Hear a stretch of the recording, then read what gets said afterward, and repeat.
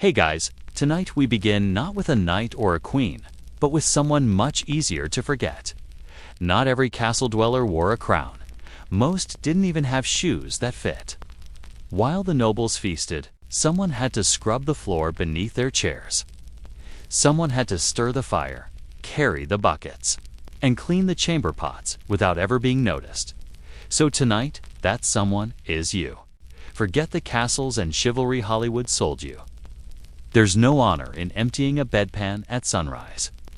No romance in scrubbing mud from a lord's boots with your bare hands. But still, the day must go on.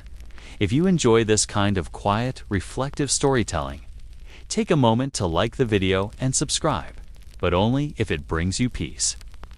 And in the comments, tell me where you're watching from and what time it is there.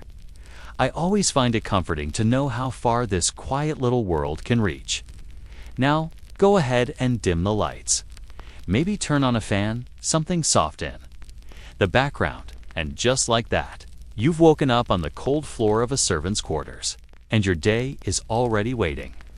Asterisk, asterisk, there is a kind of silence that only exists in sacred places. Before the world has begun to stir.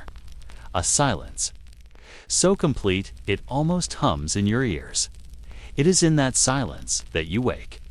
Not because you are required to, not out of duty or a bell tolling in the dark, but because your body has learned to rise before sound, before light, before life reasserts itself. Your eyes open slowly. There is no candlelight, no window view. To greet you, only blackness, shaped slightly by the faint blue press of moonlight snaking past the shutters. The straw beneath you crinkles softly as you shift. It has flattened over time, molded to your shape. It offers little comfort now, but it is familiar. Comfort isn't something expected here. The air is damp, cold. It settles on your skin as you lift the woolen blanket from your body, the threads stiff with age and use. You reach for your robe, folded beside your bedding. The linen is coarse. You can feel each thread scrape your skin as you shrug it over your shoulders. The chill tightens around you, seeping into the hollows behind your knees, between your fingers, under your arms. You sit for a moment on the edge of the straw mattress. Your breath hangs in the air, a faint cloud that quickly vanishes. There is no rush. Time does not feel urgent here. Everything happens in its order. Slowly, with reverence, you reach for your shoes, cracked leather. Bent at the toes, smooth from years of use. They slip on with a soft creak. No laces. Just a worn strap and buckle. Everything you wear is practical, patched by hand, washed in cold water and dried by the hearth. You stand. Bones clicking softly into place, and feel the cold stone beneath your soles. It is always like this in the mornings. Like stepping into the embrace of a monastery that does not bend, does not yield. It merely accepts. Around you, others sleep. Their breathing is steady, a quiet rhythm that matches your heartbeat. You move. Carefully through the dormitory, not out of fear of waking them, but because this moment feels sacred. This is your time. The only part of the day that is truly yours. You pass the sleeping forms of the brothers you know so well, yet rarely speak to in depth. Brother Cuthbert, whose snores soften near dawn. Brother Elias, who twitches in his sleep, haunted by dreams he never speaks of. They are constant presences, like the walls, like the stone. The door creaks as you push it open, stepping into the hallway that connects the dormitory to the rest of the monastery. The stone corridor is colder still. The air bites now, sharper, more awake. You do not light your lantern. You know this path by feel. You make your way to the cloister garden, open to the stars. The night has not fully given way. Fog lingers. Like a spirit between the arches. The grass is silvered with frost, each blade a tiny miracle of stillness. You stand beneath the sky, just for a moment. Breathing. The stars are bright tonight. They blink slowly, like eyes heavy with sleep. can see your breath rise, drift, and vanish into the air. No one sees you here. No one knows that you do this each morning, but you do. You always have. Even when it would have been easier to stay in the warmth of your straw bed, you have risen. Not because of pride, but because something in you needs the silence before the bell. You continue on. Past the kitchen where you will soon light the fires. Past the scriptorium where pages rest in silence, ink frozen mid-letter. Past the chapel, dark now, waiting for light and chant. In the kitchen, the air is different. It holds memory of steam, of bread, of soot and broth. The hearth is dead. Only a few crumbled embers, dull and gray, remain in its heart. You kneel, stack kindling with practiced fingers. The motions are small, careful. You do not rush. You spark flint against steel, coaxing the tiny ember to life. It catches, grows. The fire flickers and begins to stretch its limbs. The warmth is slow. At first, it does not reach you. You sit beside it, hands wrapped around your knees, watching, waiting. Eventually, heat touches your face. You close your eyes. For a moment, you simply exist in that warmth. No thoughts, no words, just presence. You rise and begin your morning duties. Fill the kettle. Slice what little bread remains. Lay out the wooden bowls. No one sees this. Number 1 thanks you. But it matters. You grind grain with a small stone mill in the corner. The slow, rhythmic turning of the handle is strangely comforting. A small pile of flour forms in the bowl beneath. This will become the day's coarse bread. Baked in a round iron pan that's older than any monk still living. You remember how it felt the first time you prepared bread here. Your hands were clumsy, uncertain. The flour stuck to your palms. The dough would not form. But Brother Thomas showed you how. Quietly, patiently. Now your movements are smooth, practiced. You hardly think about them. You stir the porridge pot. Adding a little salt, a few dried herbs. There is nothing luxurious in the pantry. The meals are simple, designed not to satisfy desire, but to sustain the body. Even the act of eating here is a kind of prayer. It's a slow appreciation for necessity, not excess. Soon the chapel will fill. Candles will be lit. The floor will echo with soft steps and the rustle of robes. The chant will begin low at first. A hum, then rising, reverent and steady. You know every note by heart. You take a moment to yourself before the day takes full shape. You walk slowly back through the corridor, this time toward the small alcove that overlooks the vegetable garden. It is a modest plot. Leeks, onions, cabbages, beans. In the warmer seasons, it flourishes. Now, in the cold, it sleeps, just like the rest of the world, waiting for the bell. The monastery isn't beautiful in any grand sense. It is not gilded or ornate. Its stones are rough, worn by time and footsteps. The windows are small, their glass clouded and warped. But to you, it holds a different kind of beauty, a quiet kind, the kind that does not shout but endures. You sit on a low stone bench just for a minute. The cold seeps in again, but you don't mind. You look out at the horizon, now turning soft. Shades of gray and pink. Dawn approaches slowly, respectfully, as if it, too, understands the rhythm of this place. The bell tolls once. Then again, its voice is deep, resonant. It does not command, but invites. You rise, straighten your robe, and walk to the chapel. The others emerge from their cells. There, expressions still soft with sleep. There are no words exchanged. Only nods, glances, silent acknowledgments dot as you enter the chapel. You feel the familiar embrace of candlelight and cold stone. You find your place on the wooden bench. The chanting begins. A single voice, then many. The sound wraps around you, not like music, but like memory. You close your eyes, breathe, and let the morning take you. The day has begun, and you were here before it. The sky outside remains black, not yet touched by the palest shade of morning. Inside the monastery kitchen, the darkness clings heavily to the walls, broken only by the dull red flicker of coals buried deep in the ashes of the hearth. No flame dances there now, the quiet, embered breath of yesterday's fire, long since spent.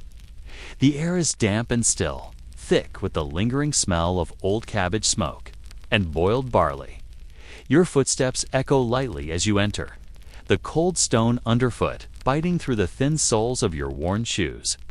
You move slowly, not from sleepiness, but from caution. There are low benches, crooked stools, heavy tables, and uneven thresholds, each a silent obstacle in the gloom. You don't bother with a candle. You know this room well. Every pitted stone, every iron hook hanging from the beams, every crack in the floor is committed to memory. In the corner waits the cauldrone, enormous, round, and blackened, its rim crusted with the remnants of yesterday's stew. The scent still clings faintly. Parsnip onion, the sourness of turnip, and the faintest ghostly trace of marrowbone. A poor man's meal, but filling and stubborn. The stew has hardened against the iron-like sap, dulled to a crust. Someone should have soaked the pot. It should have been filled with water while the hearth was still hot, left overnight to soften, but no one had. Again, you lower yourself to your knees slowly. The floor is cruelly cold, and dampness creeps through the knees of your robe almost immediately. You wince quietly, not in pain, but from the knowledge that this cold will linger in your bones for hours. Your breath comes in soft clouds as you reach for the bucket nearby. The water inside is still and dark, flecked with specks of wood ash, and colder than you knew water could be. You plunge your hands into it without hesitation. The first contact is sharp. It's not quite pain, but it might as well be. You draw in a slow breath, not out of surprise, but to center yourself, to ease into the discomfort. The skin of your fingers tingles, then numbs, your nails aching dully. You let them rest a moment in the icy water, acclimating. Then, wordlessly, you lift the bucket and begin to pour. A slow stream flows into the cauldron's curved basin. The water runs over hardened food like rain on old stone, but it does little to soften the mass. You take up the ashwood stick worn smooth at one end from use. Its edges, rounded from hours of scrubbing, and begin to scrape. There is no music to this motion, no rhythm, just the quiet sound of wood against iron, slow and steady. Scrape. Pause. Adjust your grip. Scrape again. Each stroke meets resistance, then gives way. Each stubborn patch yields eventually, but only under constant, patient pressure. You do not speak. There is no one to speak to. In these moments, your world contracts into a circle of iron and steam and breath. A fine mist rises as the cold water meets the warmer surface of the cauldron. Not warmth, not really, but less cold. Your sleeves are already damp halfway to the elbows, and the smell of rust, old fat, and ash clings to your skin. Somewhere above, in the higher chambers of the monastery, the wind hums faintly through narrow windows, a soft exhalation of winter. You pause for a moment, sitting back on your heels. The stick rests across your thighs. The pot is only half done. You look at your hands, red, raw, and glistening with cold water.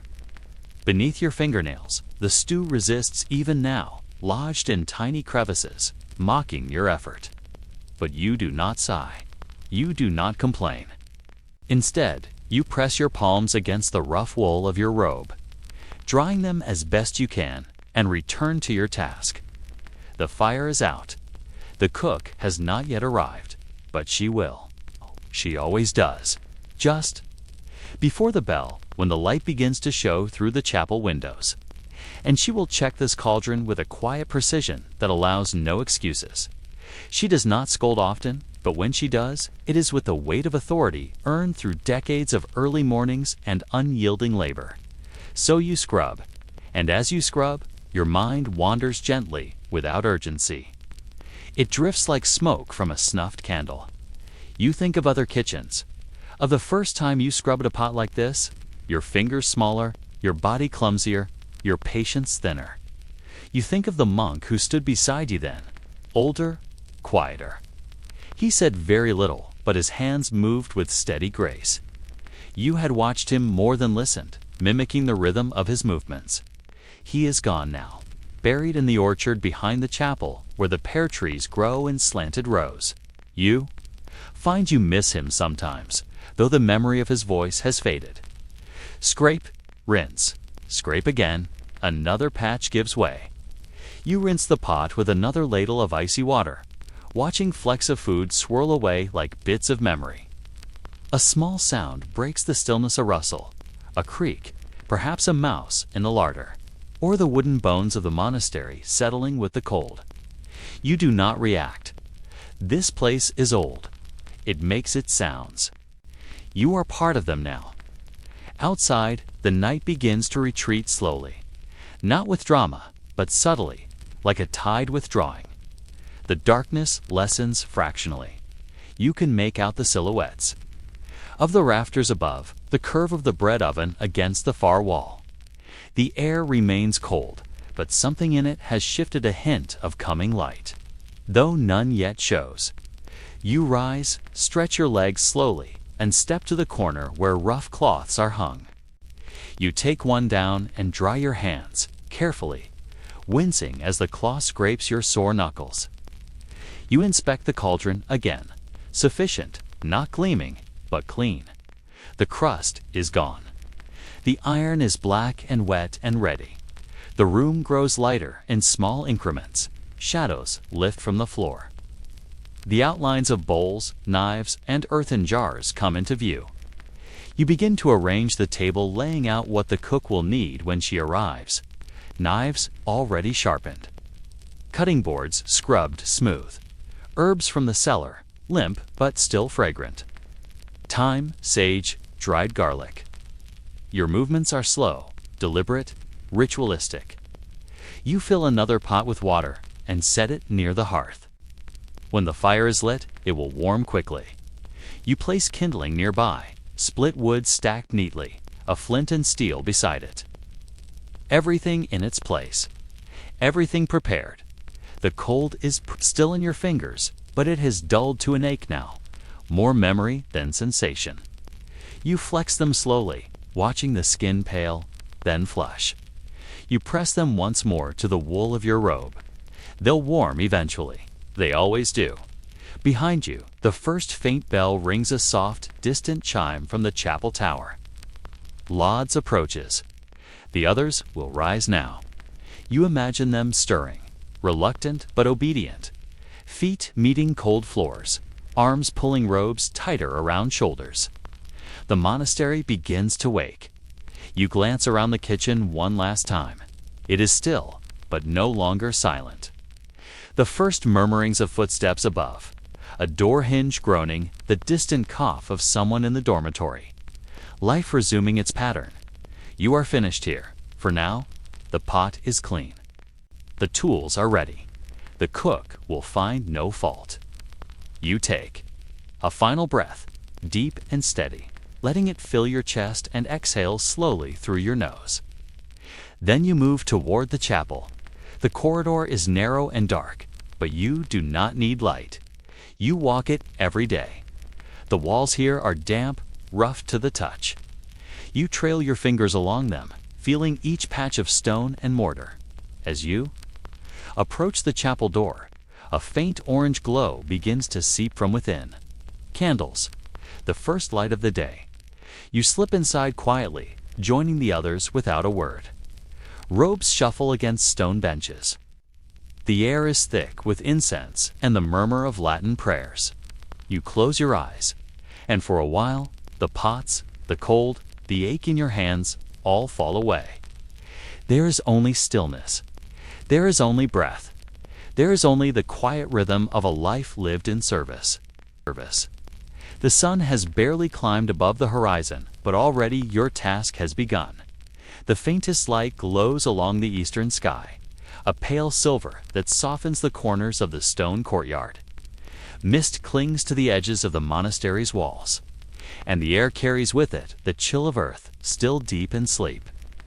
Somewhere, a lone bird begins to sing, wavering uncertain note in the silence. But here, in the stone-flagged corridor behind the dormitory, the air is still and heavy. You step quietly across the worn floor, your hands wrapped around the thick handle of a wooden bucket. It is damp from overnight condensation, and the weight of it already strains your arms. The contents slosh with a dark heaviness as you walk slowly and deliberately, taking care to move without haste, without stumble. There is no glory in this work, no spiritual epiphany, no reverent silence, no scented wax or flickering votive light. There is only the dull odor of waste, rising with every shift of the bucket.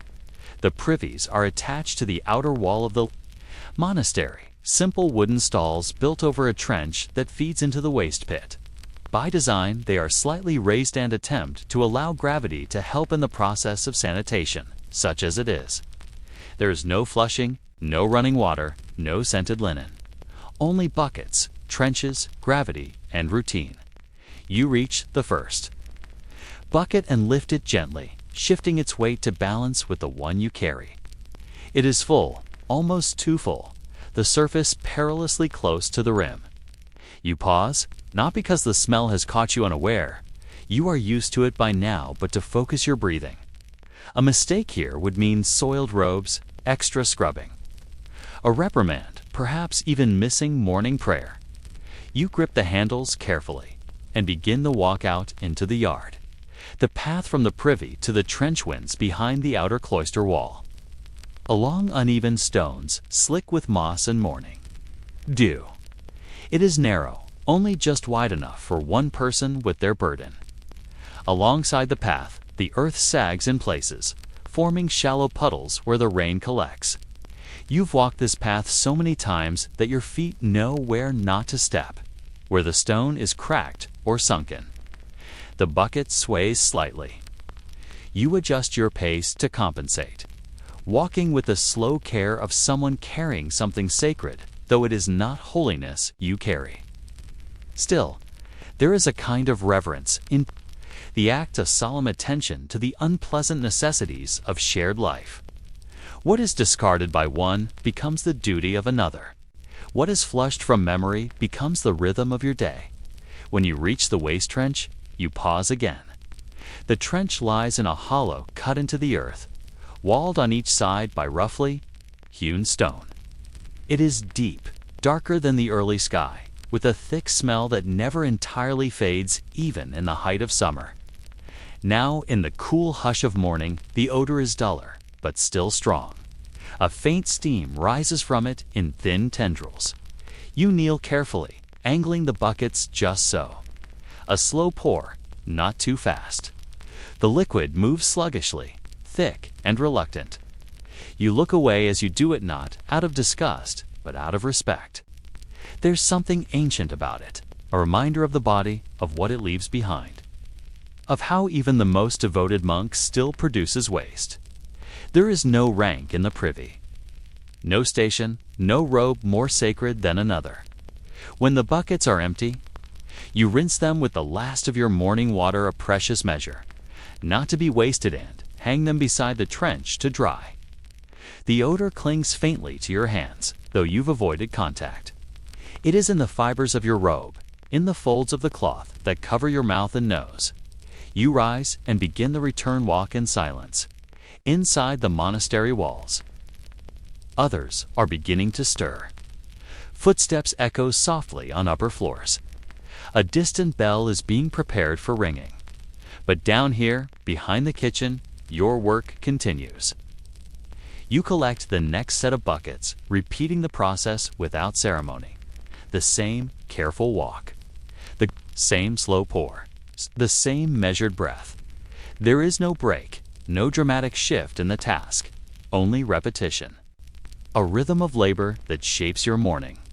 And yet, in this quiet, there is a kind of peace. It's not the peace found in prayer or chant, but in the simple, honest act of service. You think? As you walk, of how different this is from what people imagine. Visitors sometimes come to the monastery. They marvel at the stone walls, the tapestries, the incense in the chapel. They ask about the bells, the choir, the illuminated manuscripts. They never ask who empties the privies. No one writes poems about it. No scripture celebrates it, and yet it must be done. Day after day, there's a strength. In that, a humility. To be the one who carries what others leave behind. To make clean what is so easily forgotten. You do not resent the work. You've learned to see its quiet dignity, its quiet necessity.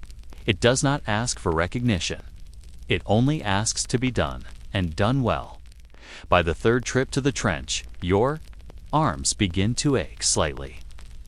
You shift the weight carefully, keeping your spine straight, your steps measured. A slip now would undo the care of the morning. Still, the ache is not unwelcome. It reminds you of your body of its limits, its needs. You feel the cold air on your face, the slight dampness of your robe against your legs, the sting of cool wind against your ears. You pause for a moment by the cloister wall. The sky above has lightened to a pale gray. Morning is arriving in soft shades. No sun yet, but enough light to see the garden in the distance, fallow now, the soil resting. The bare branches of the orchard trees stretch like bones against the sky. A crow sits on the wall, silent, observing. You nod to it without thinking. Then, once more. You turn and lift the next bucket. When the final bucket is emptied, you return to the kitchen, where warm water has finally been drawn from the well. You wash your hands slowly, methodically. The warmth seeps into your skin, easing the tension in your fingers. You scrub beneath your nails, up your wrists, into the crease of your palms. The scent of lavender floats faintly from a nearby satchel, placed there by someone thoughtful. The cold still lingers in your bones, but your hands feel human again. You dry them on the edge of your robe and move to the hearth. The cook nods at you as she enters, setting down a sack of barley. She does not ask about the buckets. She doesn't need to. They're done. And she knows they are. You begin to lay out the chopping boards, the morning's roots, the herbs from the cellar. Day moves forward in quiet, familiar steps. The privies are behind you now, but only for today. Tomorrow, they will call again, and you will answer. You take comfort in this rhythm, in the simple truth of it. Because in a place like this, where days are measured by bells and tasks, where time stretches like cold dough across stone, there is something sacred in even the lowest work. You do not seek glory, only cleanliness, order, stillness, and in that, you find a kind of grace. It is morning, but not a golden one.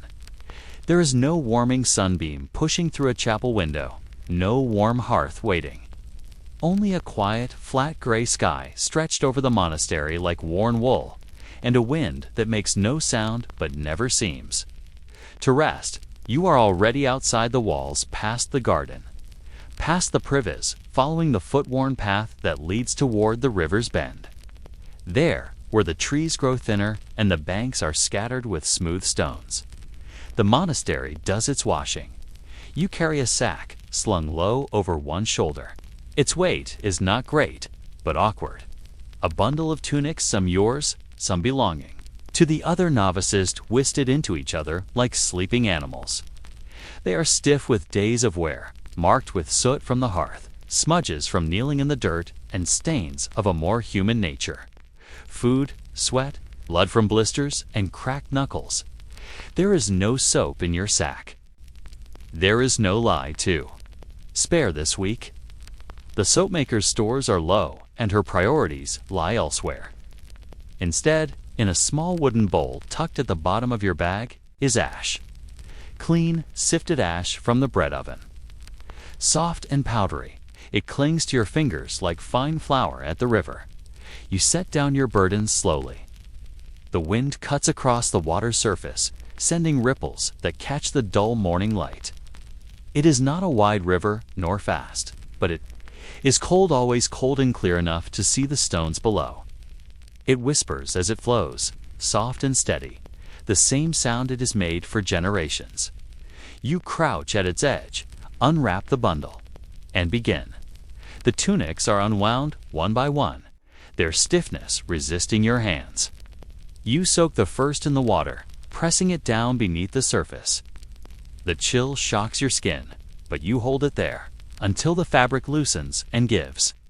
Your hands ache within moments, but you are used to this ache. It always begins like this, sharp, biting. A reminder that comfort is not the goal, here cleanliness is. You lift the cloth, dripping and dark, and lay it flat over the nearest stone. The riverbank is scattered with these flat washing stones, broad, smooth-backed river rocks, half submerged or resting at odd angles, cold to the touch even in summer. You kneel before one and begin to scrub. Your palm dips into the ash bowl. A fine handful is sprinkled across the wet tunic, dissolving slowly into a thin, gray film. This is your soap today: ash, water, and patience. The work is methodical, rhythmic. You grip the fabric, fold it, beat it gently against the stone. Scrub, rinse, repeat. The water clouds with each rinse, swirling with ash and stain. You do not rush. There is no point. Only slow effort will draw the dirt free. And even then, not entirely. Some stains remain forever. Some cloth simply remembers too much. Around you, the monastery's quiet hum continues in the distance. A faint bell marks terse, carried on the wind. Birds wheel above the field beyond the trees. A cart creaks in the far-off road, but here it is just you, the river, and the clothes. The air is sharp with the scent of wet linen and old smoke. Your sleeves are soaked now, plastered to your arms. Fingers reddening with cold. By the third tunic, your hands begin to sting properly. Not just from the cold, but from the motion rubbing fabric against stone, rubbing ash into old threads. You pause once, pressing your knuckles together for warmth. They crack faintly. Your thumb is raw along the edge. You flex it once, then return to the task. You drape each washed tunic over the long, bare branches nearby. Hawthorn and bramble, stripped of leaves by the season, stand like racks, silent and ready. The cloth hangs heavy and dark at first, dripping steadily onto the frozen earth below. But as the wind passes through the folds, they lighten, stiffen, and begin to dry. The wind is not kind. It snaps the sleeves, flutters the hems, turns each tunic into a kind of ghost. But it dries them, slowly, surely. The sharpness of the air. The bitter wind that burns your cheeks and steals the heat from your fingertips, it is your only partner in this work. You sit for a moment on a low stone, the dampness of it pressing through your robe. Your hands rest in your lap, pale and trembling faintly. You look at them not out of pity, but out of necessity, checking for splits, for broken skin, for signs that today's work has passed some hidden limit. But no, they are sore, yes, and rough. The nails stained faintly gray from ash, but whole. So you rise again and lift another tunic, and so the day continues. There is no dramatic turning point, no surprise ending. Just one tunic after another, lifted, soaked, beaten, scrubbed, rinsed, and hung. A cycle that continues until the sack is empty and your arms ache from shoulder to wrist. The ash bowl, too, grows light. Just a dusting remains at the bottom, clinging to the wood like smoke. You tip the last of it into the water for the final rinse. The river accepts it quietly as you wring out the last garment. Twisting the water from its fibers, you glance at the row of tunics swaying behind you. They are not spotless. Nothing ever truly is, but they are clean enough. The worst of the marks have faded. The threads feel lighter. The scent is no longer sour. And they say, and you believe it, that clean linens keep the fleas away. A small comfort, but a real one. You begin to gather the cloth, folding each piece carefully once it has dried. The fabric is stiff now, sharp-edged in the cold, but free of the weight it once carried. The wind has done its work, just as you have. Done yours. When the last tunic is folded and tucked back into the sack, you sit again on the river's edge. Just for a moment, watching the current, letting your hands hang in your lap, still and open. The sky above is unchanged, still gray, still quiet, but you feel something shift inside. Not joy, not pride, but steadiness. Something solid beneath. The weariness, you sling the sack over your shoulder and rise. The walk back is slow. Not from exhaustion, but from the cold settling deeper into your bones. The wind is at your back now, and the fields lie open around you. The monastery rises ahead, its stones soft against the dull sky. Inside, the others will soon dress. They'll lift these tunics without thinking. Draw them over their heads, tie the sashes. They won't notice the absence of ash or the smell of river water. They may not think of the wind that dried them or the hands that scrubbed them raw. But that is not why you do it. You do it because it must be done. Because it is part of the quiet structure of this place. The threads that hold it together. So you wash even without soap. You wring even when your fingers are cracked. You hang even in the wind. Because even small cleanliness matters. Because even the lowest work has its rhythm. Because even the roughest hands serve the order of things. And as you step back across the threshold of the monastery, the sack now light. Upon your shoulder, you feel it. Not satisfaction exactly, but something close. A quiet completion.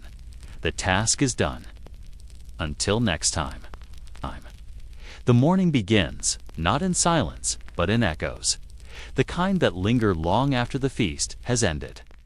Sounds absorbed by thick stone walls, too old to forget. The crack of laughter, the clink of goblets. A serving platter crashing somewhere near. The center of the room, music not quite in tune, played by hands that had long since stopped caring. Voices full of wine and words without weight. That was last night. Now the hall sits in a muted stillness, a kind of afterbreath, not quite. Empty, but not yet bustling again. The tables still stand in long rows, wooden legs scuffed and wobbling on the uneven stone floor. Platters remain half full with congealed fat and shriveled fruit. Pewter goblets lean on their sides, their contents long spilled and dried into. Sticky crescents on the tabletops. Bones litter the floor beneath benches, pig ribs, chicken joints, once gnawed clean and now forgotten. Bits of bread have been flattened by shoes, wine has dried into dark puddles, and the scent of roasted meat hangs heavily in the air, stale and lingering. This is where you begin. You step carefully through the threshold, broom in hand. It's a simple thing, really. Rough straw tied to a worn wooden handle. The straw bristles have darkened at the tips over time, frayed from contact with stone and soot. You hold it not tightly, but with familiarity, like an old habit. You move toward the far end of the hall, where the hearth is still faintly warm. Last night's fire now reduced to soft embers, hidden beneath a curtain of ash. The hearth is wide, almost large enough to stand in, with a soot-blackened beam stretching. Overhead, beneath it, lies the detritus of spilled wood chips, charred bones, bits of cloth. You begin here because it's the quietest place. With slow, methodical strokes, you guide the broom along the stone. Dust rises in lazy swirls and settles again. You do not rush. There is time, there is always time. Time to sweep, time to clear, time to listen. The hall has not emptied, not entirely. The nobles have returned for breakfast. a more subdued affair than last night's revelry. Quieter voices, duller eyes, the faint aroma of last night's wine still clinging to their breath. Their presence does not startle you. You've swept beneath their boots before. You know how to move around their shadows without being noticed. They sit at the high table again, though their postures are more slouched. The same fine robes, now crumpled. One man gestures lazily with a spoon, describing a dream he can barely recall. Another laughs, more out of habit than humor. You move beneath their feet, brushing crusts of bread and dried bits of meat into your pile. You are careful not to let the broom touch their shoes, not out of fear, but from experience. They rarely notice you. Best not to remind them. They don't speak to you, you don't speak to them, but your ears are open. You hear the things they don't mean to say: a whispered name, a forgotten debt, the plans for a hunt, a complaint about the salt, a quiet comment about someone not present.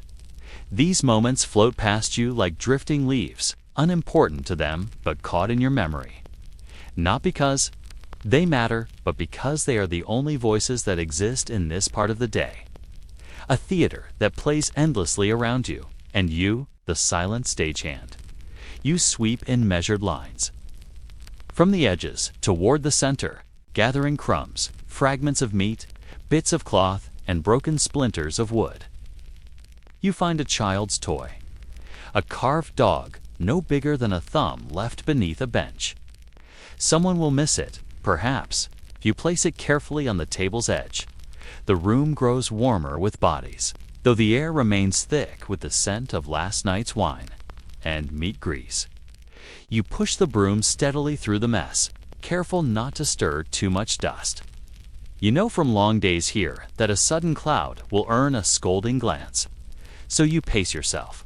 You glide quietly, invisibly, as you always do. The light through the narrow windows begins to shift. Pale morning sun stretches across the floor, catching in the dust and dancing along the edges of your broom. It doesn't warm the room, not truly, but it softens it. It turns the debris golden for a moment, makes the mess seem almost beautiful. A tapestry of leavings, rich in color, texture, and human neglect.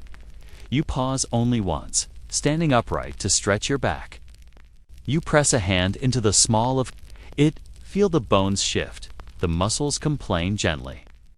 Then, returning to your task, you crouch to sweep beneath the long benches where no one thinks to look.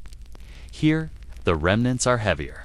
A broken comb, an earring, a half-chewed plum pit, a goblet, knocked over and forgotten. You collect it all. You tuck the usable things to the side. The rest goes into your sack. Later, when the hall is clear, you'll scatter the scraps for the pigs or bury the bones near the compost.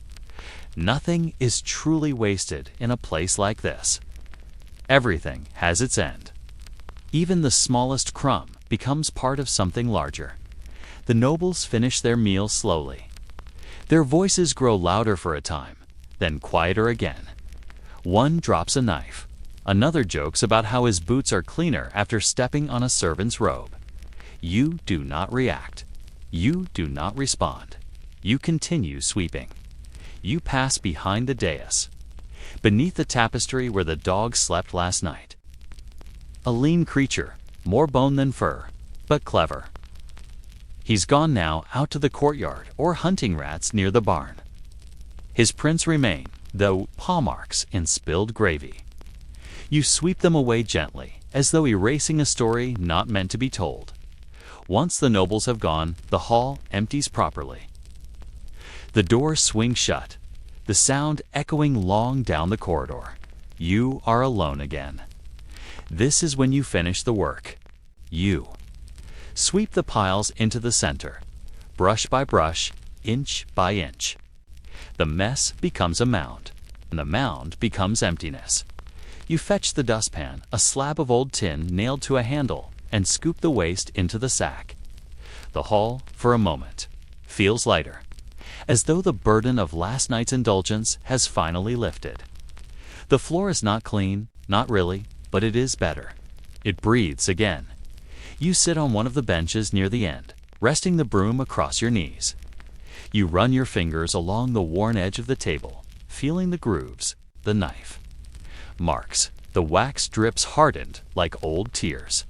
Above you, the great hall's beams stretch into darkness. Cobwebs shift slightly in the breeze. Dust motes dance where the sun finds them. And somewhere in the quiet above, a sparrow has made its nest. You watch it for a while. Then you rise. You fetch the mop, the bucket of cool water, the rag to clean. The tables, you start again. Quietly, deliberately, completely because, though no one may notice, this is what keeps the hall whole. This is what turns feast back into silence. This is what remains after the laughter fades.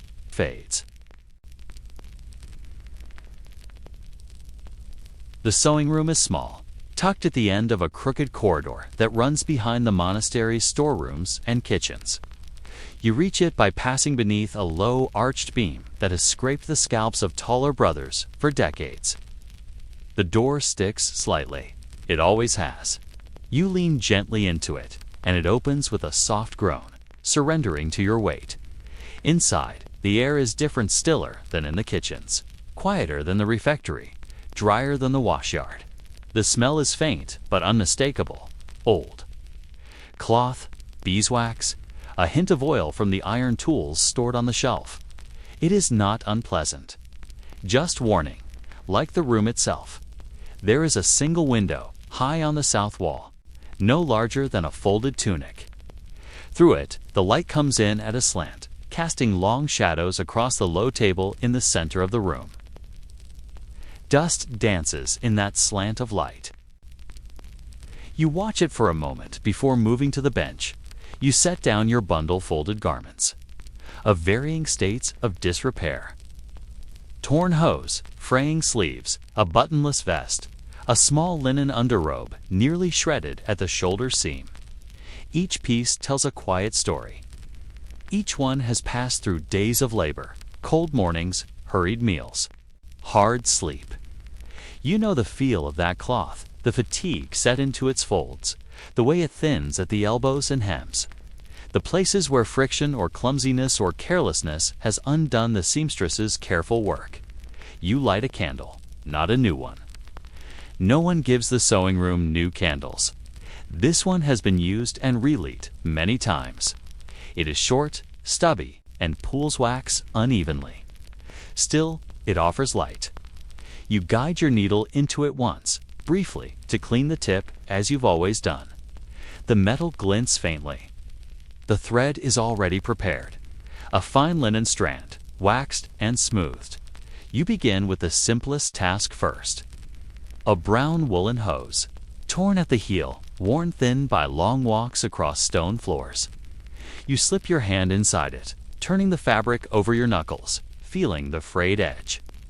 You trim it carefully with a small pair of shears, then place a matching patch cut from an older scrap over the hole. Your needle slips through with ease. The fabric receives it like it remembers the motion. You stitch in a circle, turning the hose as you go, your fingers moving with quiet confidence. The rhythm is slow, not out of reluctance, but reverence. Each stitch anchors the cloth not just to itself, but to a greater order.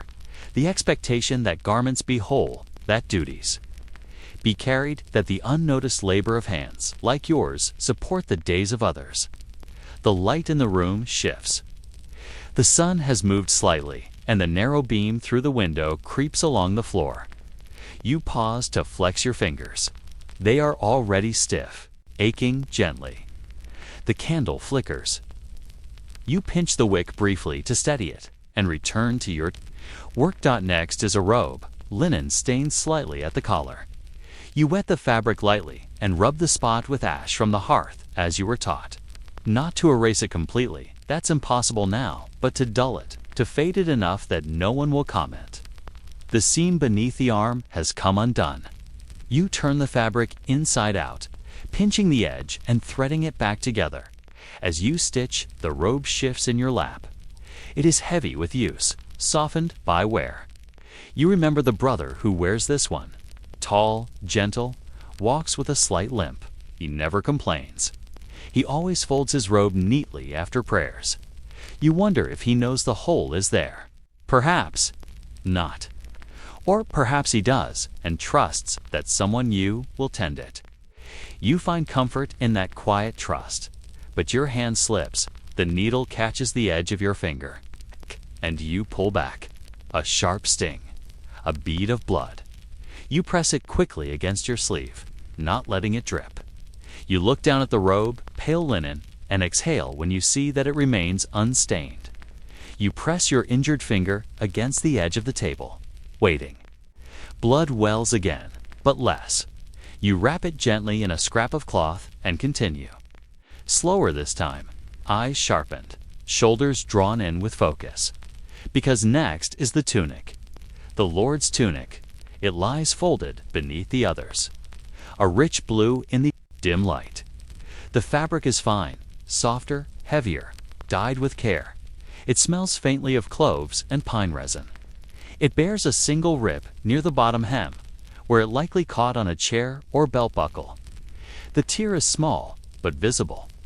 If left unattended, it would worsen. You know what this garment means? A stain, a poorly placed stitch, a crease ironed in the wrong direction. These are not small things when attached to noble cloth. The consequence is not scolding. It's more than that. Scrubbing latrines, being assigned to waste duty. Sleeping with the pigs. You swallow those thoughts, not with fear, but with a kind of practiced awareness. And then you begin. You lay the tunic flat on the table, smoothing it carefully. You turn the hem inward, folding the torn edge in precisely. You thread the needle anew, using your finest line barely visible against the blue. You stitch slowly, so slowly. Your breath slows to match the rhythm. The room is completely still now. Even the candle seems to wait. You stitch. You do not blink often. You do not speak.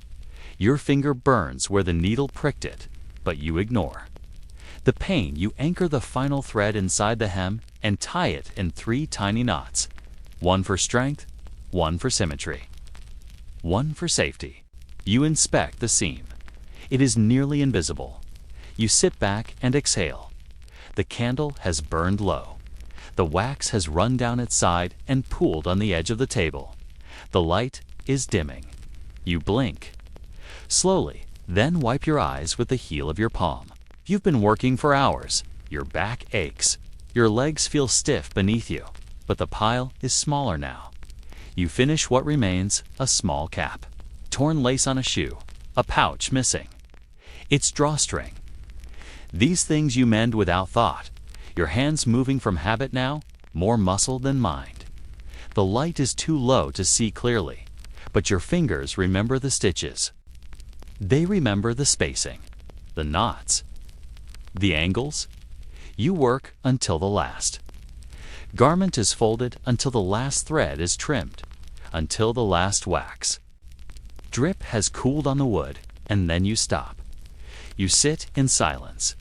The window is black now. Night has fully settled. You hear distant footsteps, the crackle of a fire being stirred, the soft hoot of an owl beyond the wall. You fold the repaired garments into a stack. You brush the thread scraps into a tin dish. You place your needle carefully back into its case, press the wax lid closed, and blow out the candle. The room darkens immediately. Your eyes take a moment to adjust. You rise slowly, your back aching, your knees stiff. You carry the bundle of clean, mended garments to the door. You do not expect thanks. You do not expect notice. You do this because it must be done, because clean seams hold more than fabric. They hold order. They hold dignity. They hold the invisible line between comfort and chaos. And even if no one sees you burn your fingers in the process, you still mend. You still stitch. You still carry the thread that binds it all together. The hearth-like time never sleeps. It doesn't roar or blaze like the bonfires built for holy days. It doesn't crackle like the nobleman's hunting fire or dance like the flames of the feast hall. No, the monastery hearth is different. Quiet, needy, moody. You tend it because someone must. You begin before dawn, before the light has touched the stone threshold or the bells have spoken their first call. The floor beneath your feet is still cold, not just cool, but biting. And when you step into the great chamber that holds the hearth, you feel that cold spread across the flagstones like spilled water, pooling in the corners, rising up the walls. The room remembers night. The hearth does not glow. It rarely does.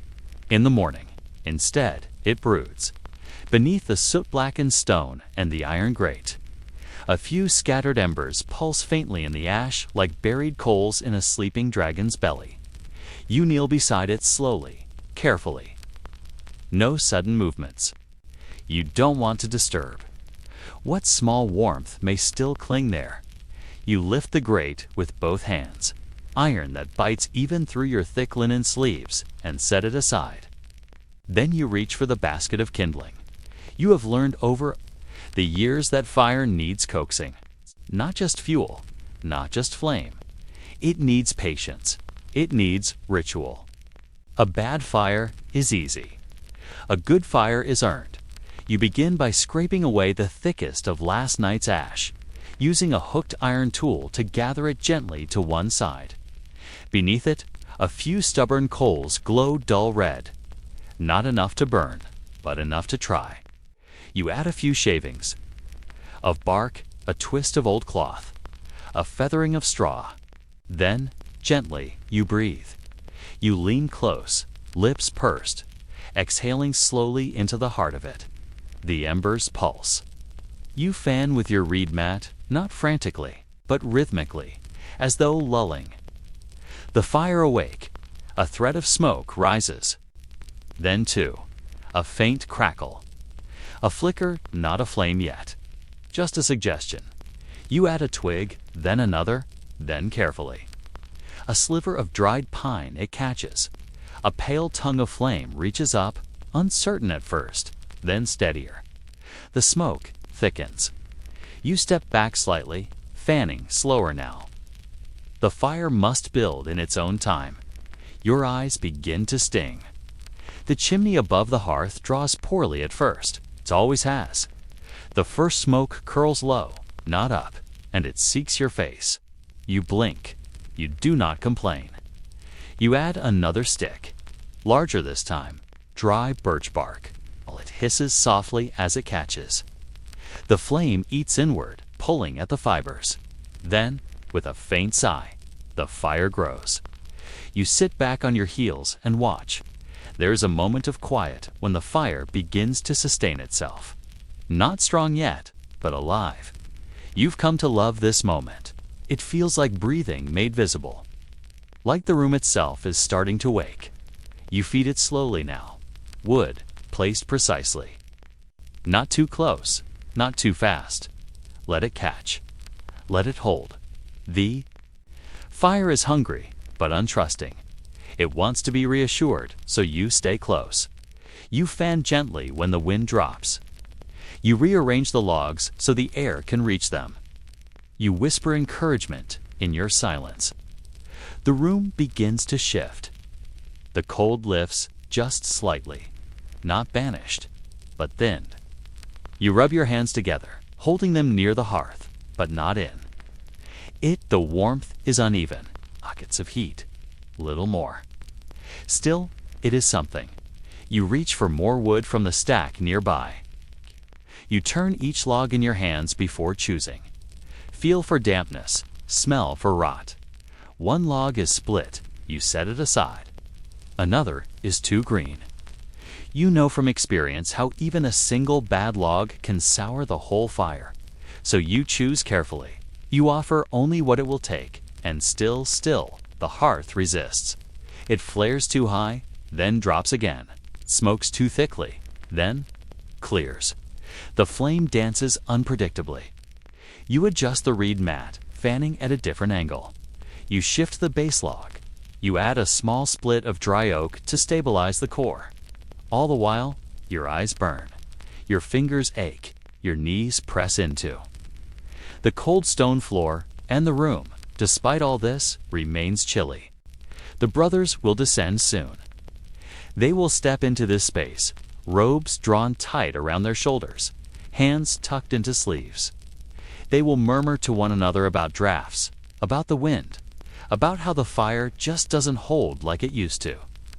They will not notice the hours you've spent here, or the way your hands have gone pink and raw from flame and cold, or the splinter in your thumb from the woodpile, nor the faint soot mark on your cheek where you brushed sweat away. Without thinking, they will not see you, but you see them. You know how each one reacts to the fire.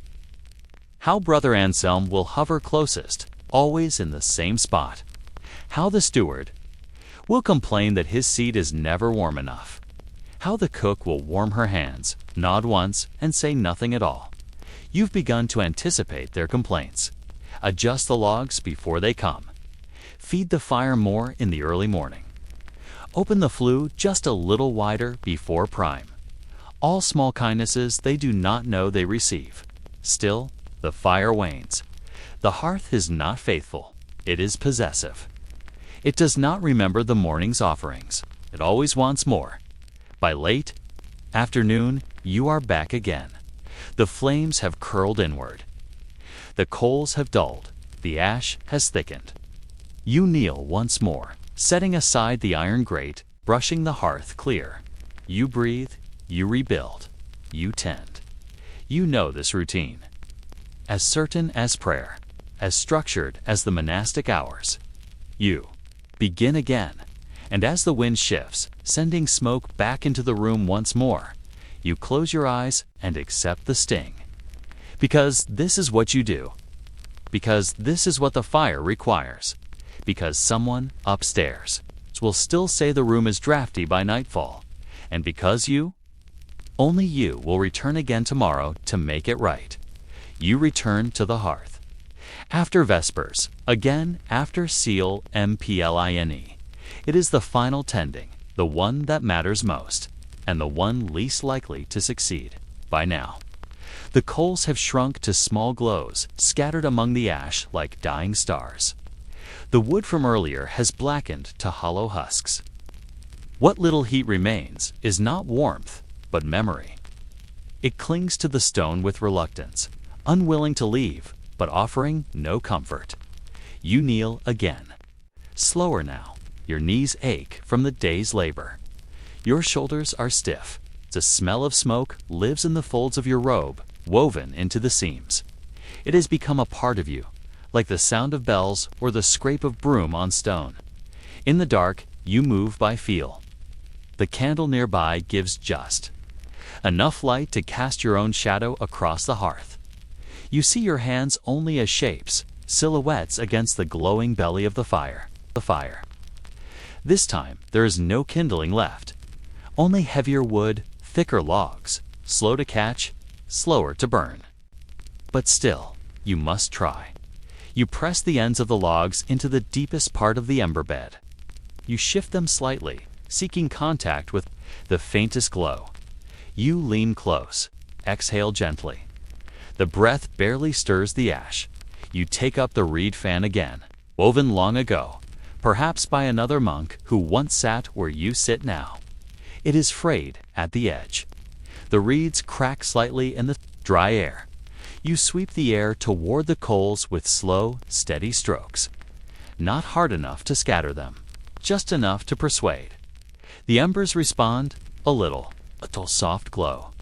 A faint hiss. You feed them again, not just with wood, but with care. You shift a log, angle another. Place a pine cone beneath one, a curled shaving of bark beneath another. Anything to hold the heat, to catch the spark. You remember suddenly a lesson long ago when you first came here. The brother who taught you said fire was like prayer. It needed attention, quiet, patience, that you couldn't force it, only tend to it. You didn't understand then, you do now. Because the hearth doesn't care that you are tired. It doesn't care about your cold fingers or your watery eyes. doesn't know your name. It only knows whether you give it what it needs, and when you don't, it punishes with silence and smoke. And so, you stay with it. Even now, even after the day has grown old and the monastery sleeps, even after your breath has become a whisper and the wind outside rattles, the shudders like a question, you stay, you tend. You rebuild. You remember the times you failed when the fire went out completely, when the hearth lay cold at Lodz and no amount of breath could wake it. You remember the reprimand, the silent disappointment in the steward's face, the shame you carried like a stone. But tonight the flame catches, at first just a flicker, thin as a thread. It wavers, pauses, then steadies. You fan less now, watching it gather strength. The logs begin to glow faintly at the edges. A single tongue of flame curls upward, then another. It is not a strong fire, but it is a living one. You sit back. Finally, hands resting in your lap. The warmth reaches you now barely just enough to remind you what warmth feels like. It won't last the night. Of course, the wood will burn down before matins. The hearth will need rebuilding again in the morning. But for now, it holds. You sit with it a while longer. Listening, the room has gone completely. Quiet, no footsteps above, no bells. Just the soft crack of pine, the occasional shift of ash, and the distant breath of wind through the chimney shaft. You think of how many fires have burned here. Before this one, how many hands have built them? How many times the same tools have been lifted, the same soot brushed away, the same silence observed, and you understand that your work is not new. It is only part of the pattern, a thread in a tapestry you will never see completed. That thought brings comfort. You rise slowly, careful not to shift the air too much. You place the reed fan aside. You stack 2 more logs near the hearth for whoever wakes next. You close the flue part way to keep the heat from fleeing too quickly. Then you gather your things. The candle has nearly burned to the base. Its wick is curled, slight dimming. You carry it as you leave the room. Behind you, the hearth remains. Not warm, not full, but alive, and in a monastery carved from stone and silence. That is enough, for now. The master's chamber sits at the end of the upper hallway, past a row of creaking doors and a draft that never quite sleeps. The corridor bends slightly there, not by design, but by time. The stones have settled. The beams have shifted. And the air, as always, carries with it the deep breath of old wood and wax. You walk softly, careful where your feet fall. The hour is late, not fully night, but the hush before it, when the day has exhaled and the dark has not yet drawn its tay. Full breath. You carry a linen bundle in one hand. In the other, a stone wrapped in thick cloth. Warm to the touch and cradled like something living. You stop before the door. The latch is carved, slightly worn. You lift it gently, slowly, no sound. The hinges have been tended well by your hands, weeks ago with oil and a clean cloth. You push the door open with the weight of your shoulder, not your palm. It swings in like a sigh. The room is dim. One candle remains on the small table near the hearth, flickering low.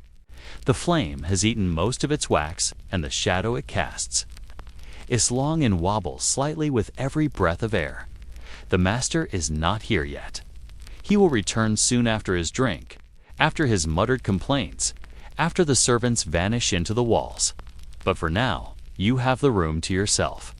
You begin, as always, with the sheets. They are made of heavier linen than you are permitted, cream-colored, slightly yellowed with use, but fine to the touch. They hold the smell of dry herbs, lavender, mostly tucked inside the seams, and the faint trace of old sweat. You pull them back gently, folding them halfway down the bed. Then you lay the warming stone into the center, nestled where his spine will rest. The heat radiates outward slowly, sinking into the fabric, It won't last long, but it will be enough. Next is the lice check. You move around to the far side of the bed where the coverlet meets the edge of the feather mattress. You lift it gently, searching the seams, the creases, the places where light does not reach. Your fingers move quickly, but thoroughly. You know the signs, the tiny droppings, the flecks of dried skin, the small dark shapes that scurry if disturbed. Tonight, there is nothing. Still, you shake the sheets briskly and inspect again, not because you suspect, but because you must be certain. The master's mood is thin these days. A restless sleep will fray it further, and a single bite on his skin might send you back to the privies with a brush and a bucket.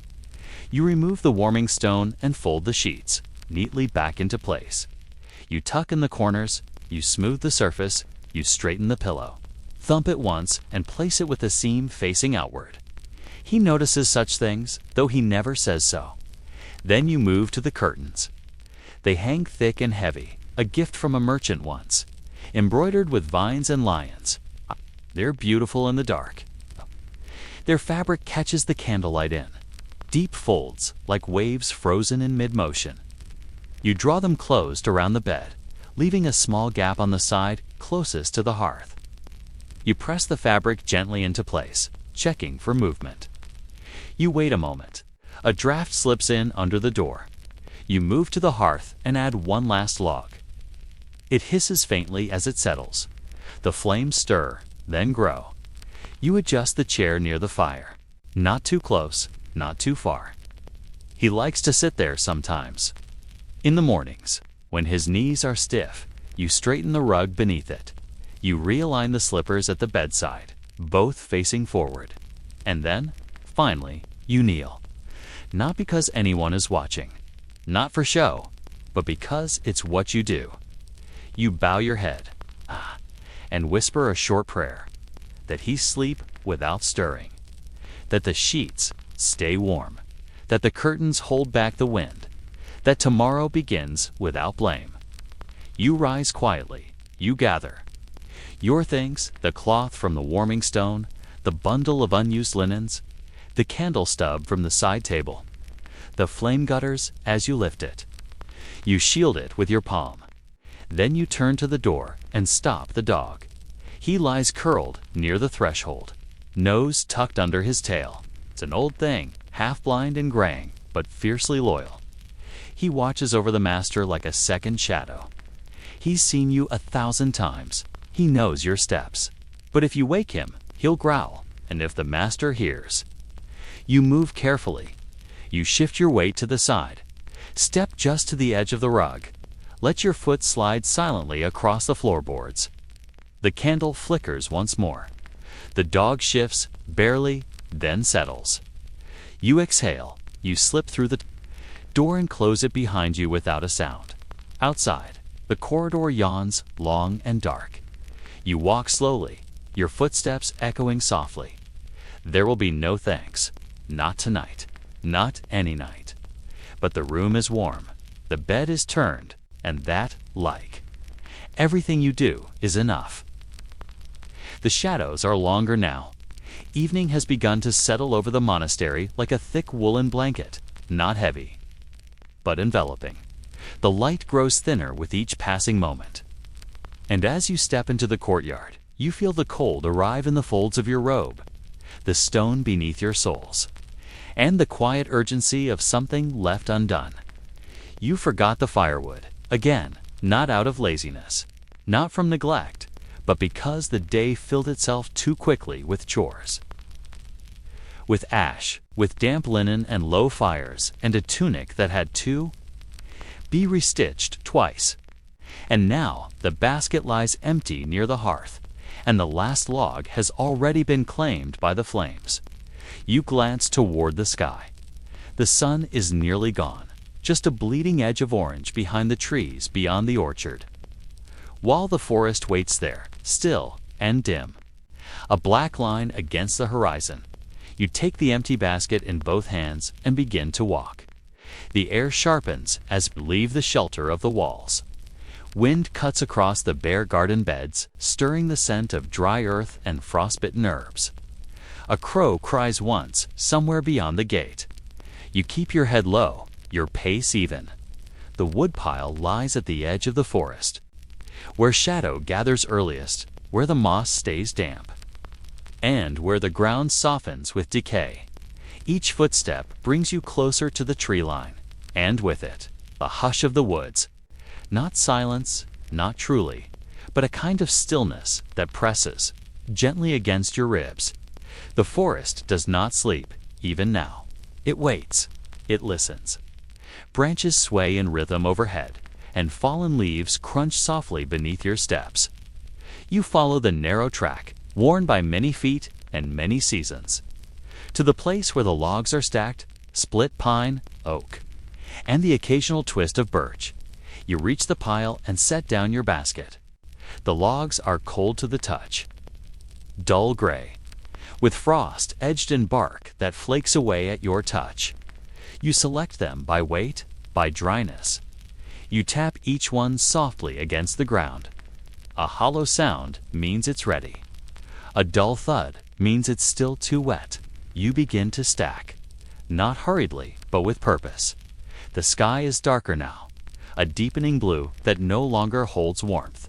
Your fingers stiffen as you lift each log, your breath misting faintly in front of you. The basket fills slowly, 8, 9, 10 pieces, balanced carefully for the walk back. You glance toward the path. It is narrower now than it was this morning. Darkness creeps into the hollows. The forest leans in, just a little. You lift. The basket, it presses against your back like a second spine, solid, uneven, familiar. You take a long breath, steady yourself, and begin the return walk. Each step is slower with the weight. The wood shifts gently as you walk, and you adjust your balance with each movement. The trees seem closer than before. The wind follows you, not cold exactly, but present, like breath on the back of your neck. You pass the clearing. You pass the row of old stones where mushrooms grow in spring, and then you see the monastery again. A quiet silhouette against the darkening sky. Its windows flicker now, candlelight. You follow the path along the outer wall, past the laundry line, past the compost pit. And then, faintly at first, then clearer, you hear the chanting, dot. The brothers are in the chapel. You know the rhythm of their voices by heart, the rise and fall of the psalms. The way sound moves in that vaulted space like mist curling between beams. They're partway through the service. You could still enter, perhaps. Take your place at the back. Kneel quietly. Fold your hands. Pretend you'd been there all along. But you don't. You keep walking. The firewood must be delivered. The hearth will go cold before Compline without it. And you already missed the fire once this week. You're not going to miss it again. You walk past the chapel entrance. The doors are ajar. Golden light spills out like water. You glance inside. Just briefly. Candles, robes, shadows against the walls, and the master's voice, soft and clear. You keep walking. The corridor to the servants' quarters is unlit. You move by touch, brushing your free hand along the wall. You can feel the old cracks in the stone, the faint dents where others have walked this way before you. The basket shifts as you step through the door to the kitchen. The hearth is nearly gone. Only a few coals remain, glowing faintly beneath the ash. You kneel without a word. Set down the basket. Pull it open. You select the driest log, a narrow piece of pine. You set it in the center. Another log beside it. Then a third. You stir the ash gently, coaxing the coals to shift. You blow softly.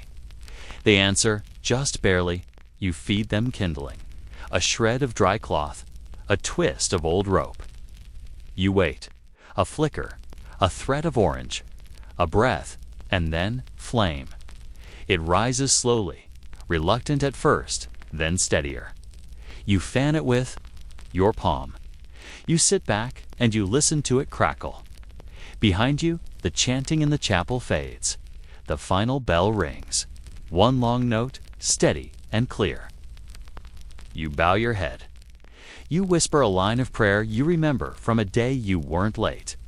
Then you rise. The logs shift gently in the hearth. The room warms, just a little. Enough to be felt. You move to the bench. You sit, not for long, just long enough to stretch. You're back to unclench your fingers. Outside, the wind has risen. You hear it through the shutters, soft and persistent. It stirs the garden. It moves the trees. It whispers through the cloister, never quite still. You are tired, but the fire is lit, the room is warm, and you are home again. It is late. Not just evening late, not just candlelight flickering low kind of late, but the kind of late that settles in the joints. It thickens the air and makes the silence more than just quiet. It is the hour when footsteps echo longer, when the wind through the corridor sounds like breath, and even the fire, still burning in the main hall, forgets how to crackle. You walk slowly through the corridor, your feet soft against the stone. You carry nothing now, no pail, no broom, no stitchwork, no wood. Only yourself. And your cloak, worn thin at the elbows and frayed at the edges. It drags behind you slightly as you move, the hem catching on uneven patches of the floor. You are looking for a place to sleep? There are no beds left tonight. The novitiate's dormitory is full. An unexpected visitor. A merchant's son staying the night.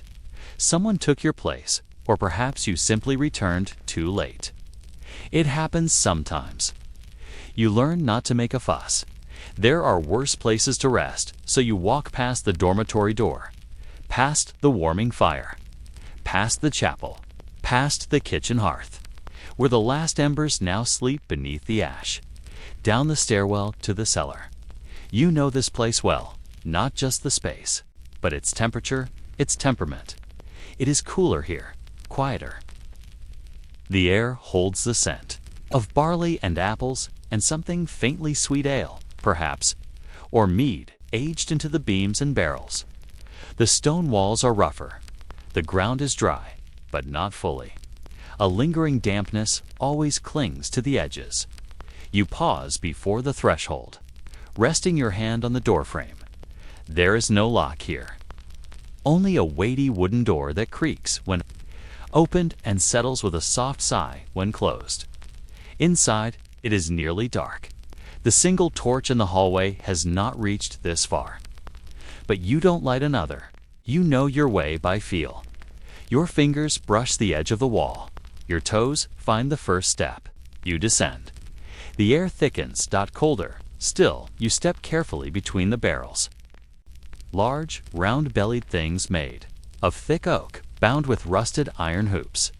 Some are filled with salted fish, others with grain or wine. You don't need to check. You know them by scent, and then you find your place. It's not a bed, not a blanket. Just a patch of straw pressed into the dirt between two wide barrels and a stack of empty crates. It's not dry, but it's not wet either. And tonight, that's enough. You lower yourself slowly, wincing slightly as your knees meet the cold earth. The straw rustles faintly. You adjust it with your hands, not to make it comfortable, because it won't be, but to make it quieter. You settle into the space as best you can. Your cloak wraps around you loosely, and you tug it tighter at the neck. One hand curls beneath your chin. The other lies between your knees, where the warmth still lingers above. The wind moves. A gentle pressure, muffled by stone and dirt. You hear it only faintly, a whistle through the cracks, a brushing of unseen branches. The world upstairs is still awake in its own way. But down here, time has slowed. Or maybe it stopped. You can't quite tell. You stretch your legs, then pull them back in. Curl yourself. Tighter and breathe. Not deeply, not sharply, just the kind of breath that slows without effort. that eases its way through your nose and out again without notice. You stare at nothing. There is no light now. Your eyes are open, but the darkness is complete. Still, you don't close them yet. Not because you're waiting, but because there's nothing to wait for. The cellar cradles you. Not warmly, not softly, but it cradles all the same. You shift slightly, adjusting your shoulder. The straw pokes through your robe in places. A splinter scratches the back of your calf. Your elbow finds a patch of stone. You ignore it, because your body is tired, not tired like weariness, tired like stone, heavy and unmoving. You think about the day, but only briefly. You think about the fire you built, the cloak you stitched, the tunic you saved from staining. You remember the dog that didn't bark, the warm stone you carried to the master's bed, the trip to the woodpile when the shadows grew long. You remember the sound of chanting through chapel doors, how your feet kept walking past. And now, finally, you are here at the bottom of the day, at the stillest point of its turning. Your bones ache, but not sharply, more like a doleful feeling, like something settling into the right shape. The straw shifts again beneath you, and then nothing. Not sleep, not yet, but something near it. A drift, a pull. You begin to forget what time it is. You begin to forget whether the fire upstairs still burns, whether the wind has shifted, whether the stars have risen, whether the chapel is dark or glowing. None of it matters. You are warm enough. Not warm, but warm enough. You are dry enough. You are still, and then, like someone gently pinching a wick between their fingers, you go out, not suddenly, not sharply, just gone. Your breath shallows. Your thoughts disappear before they finish forming, and sleep full, real and complete, finds you at last in a patch of straw between two barrels, with a splinter in your calf and a cloak that smells faintly of ash and wool. You do not dream, not that you remember, but in the dark you turn once. Shift your shoulder, tuck your hand beneath your chin. Your body finds the shape it needed all along, and for the first time in days, no one asks anything of you. No one calls your name. No one notices you're gone. And that, for now, is enough. Because tomorrow will come, and it will be the same. The fire will falter. The beds will be full. The wind will slip through the window cracks. And the dog will growl as you pass. You will forget the firewood again, or maybe the prayer book. You'll be scolded. You'll be sent to scrub the step, or mend the satchel, or stir the ash in the garden trench. But not now. Now, there is no task now. There is no bell now. There is only straw and stone, and breath and the slow, steady sleep of someone who has done enough. You do not wake. You do not dream. You do not shift again until morning finds you soft and gray, and a chill breeze kisses your forehead where the hood slipped back. But even then, you do not move at first, because for one brief moment, even the air forgets to hurry, and you, just this once, are not behind. You are simply still. And for tonight, for this one night, that is all you need. The sun hasn't risen. It won't for a while, but you're already awake. Not startled, not restless, just resigned. The kind of waking that doesn't come from an alarm or a shout, but from muscle memory. From a body that knows too, well, what time it is. It's water day. The hearth fire went out hours ago, and your sleeping space has chilled again. The stone walls sweat when the nights are long. You peel back your scratchy wool blanket and sit up slowly. You don't rush. There's no prize for being early. Just a chore that needs doing and no one else willing to do it first. You shift to the edge of the bed. Really more of a wooden frame with straw stuffed into a sagging sack.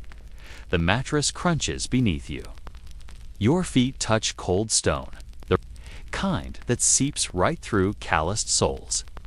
You reach for your tunic, still stiff from yesterday's dampness, and pull it over your shoulders with a small wince. The linen is rough against your skin, and the sleeves are still twisted from when you hung it over the bench to dried dot.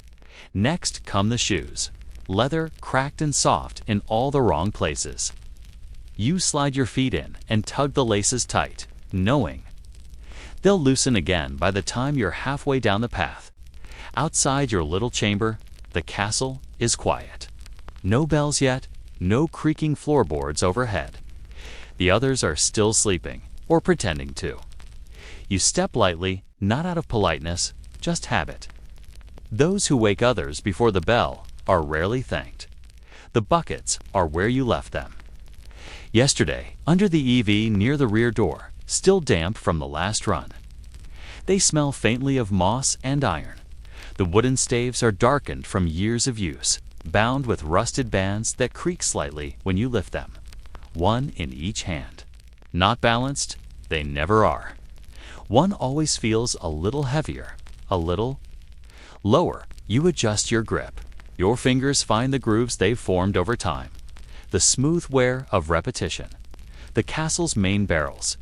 The great ones near the kitchen are nearly empty. The cook made a point of telling you last night, as she stirred the stew with one hand and pointed with the other. Her voice was flat, but the meaning was clear. First thing tomorrow, and now it is tomorrow. The door sticks, as it always. Does you lean your weight against it and feel the wood give with a reluctant groan? The courtyard is dark, but not black. The sky has started to soften, trading midnight for a deep indigo. Clouds hover low, motionless, like forgotten wool cloaks pinned against the heavens. The air is heavy, wet, not raining, but close to it. You start down the path behind the stable, a narrow trail worn smooth by countless feet before yours. It's slippery with the morning's moisture. You know where the stones jut up and where the mud lies in wait, but that doesn't mean you'll avoid them. Only means you'll see them coming. The stream isn't far, maybe a third of a mile. You could walk it in your sleep, and you probably have. The buckets swing as you walk. Their wooden sides tap softly against your knees with each step. You keep your eyes down, not in shame, but in focus.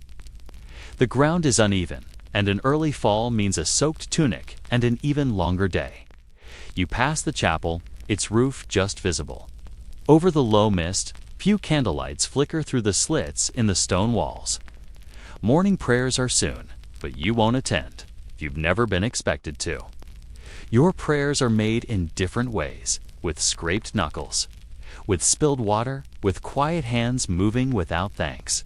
As the trail dips toward the tree line, the mud thickens. The earth here is greedy. It pulls at your soles, making every step feel twice as long. You adjust your footing, lean slightly forward, and keep walking. The stream is where it always is, tucked between two knotted trees. Its banks worn smooth from years of foot traffic. The water runs clear, but not fast. It's quiet here. Even the birds haven't begun yet. You crouch beside the bank, lowering one bucket at a time, careful not to let the rim dip too low or too quick. If you rush, the bucket tips and you have to start again. You've done it before, you've done it often. The water is cold, not sharp, not icy, just steadily cold. It slips around your fingers as you hold the bucket in place, watching it rise inch by inch. The surface ripples softly, catching the first traces of gray light overhead. Once the buckets are full, or as full as they can be without sloshing over, you lift them carefully. Your arms strain, but they don't shake. Not yet. You begin the walk back, slower now, step by careful step. You don't talk. There's no one to talk to. Just the rhythm of your breathing, the creak of wood, and the occasional soft splash of water escaping over the lip.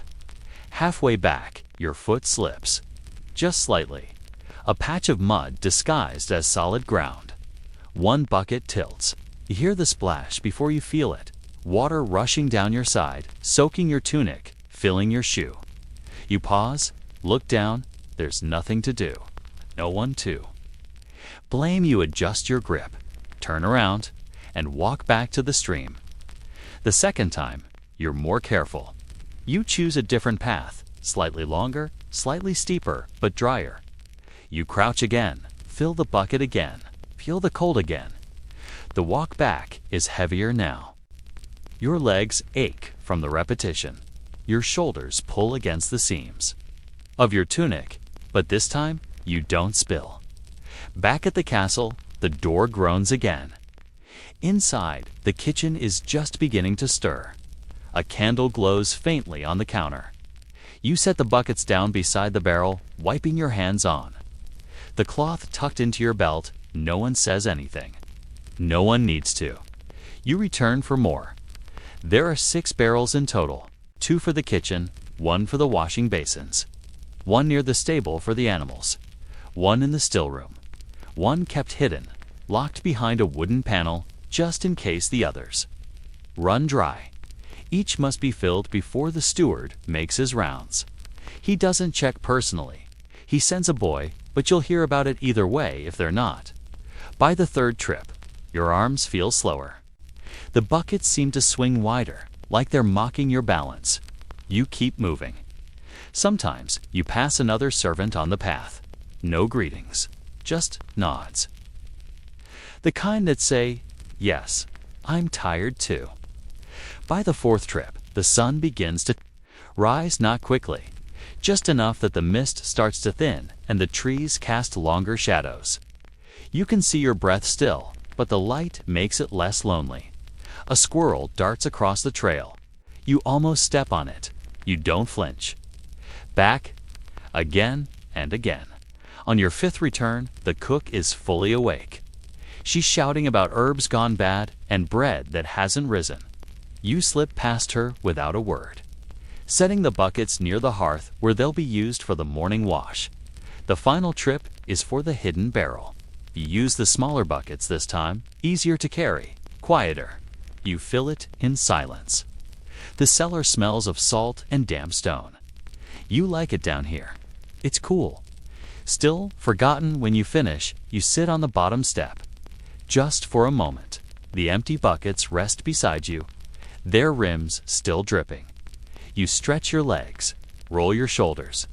The day has barely begun, but the barrels are full, and you haven't spilled a drop since. You won't be praised. You won't be thanked. You may even be scolded for tracking in mud, but the castle has water because you carried it. Dinner is being served, but not to you. You're standing in your usual place by the far stone column just inside the great hall. Not too close to the hearth, not too far from the back door. Always the same corner, always out of the way, still as one of the wooden beams above. Eyes forward, then down. Arms at your sides, hands clasped behind your back. Chin tucked just slightly inward. There's no need for instruction. You've done this hundreds of times. It's more memory now than effort. Your body knows how to hold itself in stillness, how to be present without becoming visible. The nobles begin to file in slowly, trailing silks, fur-lined cloaks, and whispers. Some are still fixing their hair. Some have already been drinking. Their voices echo along the high vaulted ceiling. A laugh here, a cough there, the scrape of a chair leg, a bark of a dog. The tables have been laid with care, not by you, but by others like you. Simple wooden boards draped in coarse linen, pewter plates lined neatly in rows. Goblets, many already stained with wine from the feast before. One has a chip in the rim. You make a mental note to swap it later, quietly. The steward stands near the hearth, arms crossed, watching everything. His eyes flick to you briefly, not in greeting, not in approval, just to see that you're there. As expected, the fire crackles behind him, throwing flickering shadows on the long walls. The hall smells of roasted onions, damp wool, and candle wax.